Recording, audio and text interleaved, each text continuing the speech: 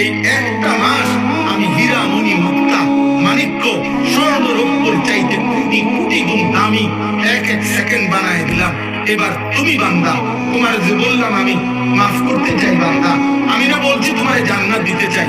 চলো বান্দা, এই মাসটা কমপক্ষে কদর করো। তুমি সেজদা দিবা একটা, আমার ফেরেশতা উঠবে 70টা। তুমি ডাকবা একবার, ফেরেশতা লিখবে 70। খোদার কসম এটা না, সুবহানাল্লাহ আরো আছে। মানে হলো 70 বার হলো প্রথম।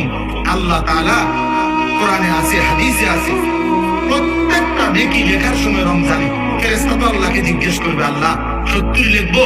আল্লাহ বলবে না, আরো বাড়াইতে হবে। কেডা নাম কর? আব্দুল্লাহ।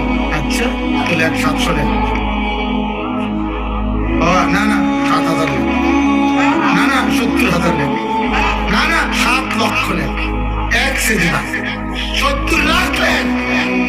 কসম আল্লাহর তাফসীর আছে। 7 কোটি লেখো, 70 কোটি লেখো, 70,000 কোটি লেখো। কখনো কখনো মহান আল্লাহ পাক তার দয়ার সাগরে যখন উঠে ওঠে, আল্লাহ বলে, ফেরেশতা তুমি লেখো না, আমি নিজ হাতে লিখব। আমি লিখব। তোর কম্পিউটারে দুটো না, তোমার কলম হতো না। আমার বান্দার সিজদা এটা নাকি, রোজা এটা নাকি, আর আমি উঠাবো।